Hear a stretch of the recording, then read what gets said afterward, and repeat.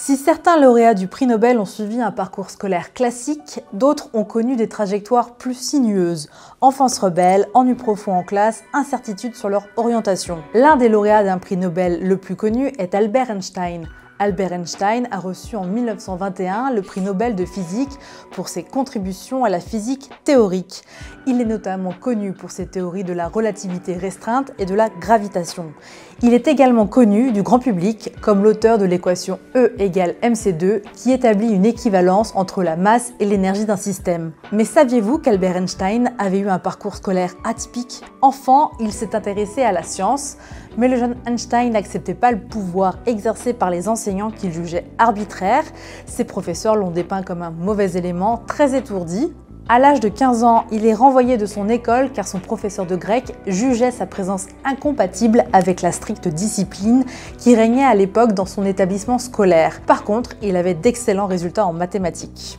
À 16 ans, Albert Einstein a tenté d'intégrer l'école polytechnique fédérale de Zurich, mais il a raté l'examen d'entrée. Il a finalement été admis l'année suivante, mais il a séché les cours et préféré étudier seul la physique. Il a obtenu de justesse son diplôme en 1900. Pourtant, malgré les difficultés scolaires, Albert Einstein est aujourd'hui considéré comme l'un des plus grands scientifiques de l'histoire.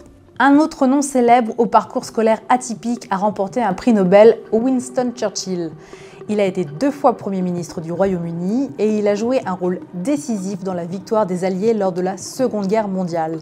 Mais il a également reçu le prix Nobel de littérature en 1953 pour ses nombreux écrits publiés et pour sa maîtrise de la description historique et biographique, ainsi que pour ses discours brillants pour la défense exaltée des valeurs humaines. Pourtant, durant son enfance, Winston Churchill n'avait pas assez de bons résultats pour envisager une carrière politique. À 18 ans, il s'est dirigé vers une carrière militaire, il a préparé son entrée à l'Académie royale militaire de Sandhurst, mais le concours du Royal Military College est extrêmement difficile. Winston Churchill a échoué 2 fois de suite. Il a finalement obtenu son concours lors de sa 3e tentative. La suite, on la connaît, il est devenu un célèbre homme d'État et un écrivain britannique de renom. Plus récemment, nous avons 2 autres exemples de parcours atypiques, celui de Frances Arnold, lauréate du prix Nobel de chimie 2018. Tout comme Albert Einstein, elle a aussi séché les cours, elle a connu une scolarité turbulente dans les années 1960-1970 aux États-Unis. Je n'étais pas très disciplinée, je m'ennuyais facilement et j'étais bien au-delà du niveau des autres élèves de la classe. Pour m'occuper, les enseignants me donnaient de petits projets comme décorer la salle de classe. Dès l'âge de 10 ans, elle est autorisée à suivre des cours de lycée comme la géométrie qu'elle apprécie. Mais son adolescence est marquée par un rejet du système scolaire et elle finit par être expulsée. Je crois que ce qu'on nous enseignait ne m'intéressait pas. Et si un sujet m'intéressait, je l'apprenais seule dans un manuel.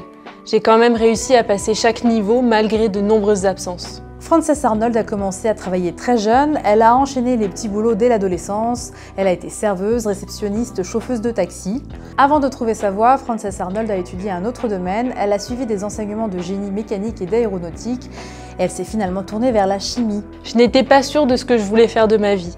J'ai choisi le génie mécanique parce que c'était la filière d'ingénierie avec le moins d'exigences. Autre exemple contemporain, celui de David Card, lauréat du prix Nobel d'économie 2021. Né dans une ferme au Canada dans les années 1950, il a étudié dans une petite école où une trentaine d'élèves de niveaux différents partageaient une même salle. Il n'y a presque personne dans un programme de doctorat en économie qui a un parcours comme le mien, qui a étudié dans une école rurale. L'institutrice passait un peu de temps dans chaque rangée correspondant à un niveau. Moi, je suivais souvent ce que faisaient les classes au-dessus de la mienne. Ça permettait de progresser très vite et ça ne posait de problème à personne. Il a admis toutefois que ce système n'était pas adapté aux élèves ayant besoin d'un accompagnement plus individualisé. David Card a lui aussi commencé par un autre domaine, celui de la physique, avant de bifurquer vers l'économie.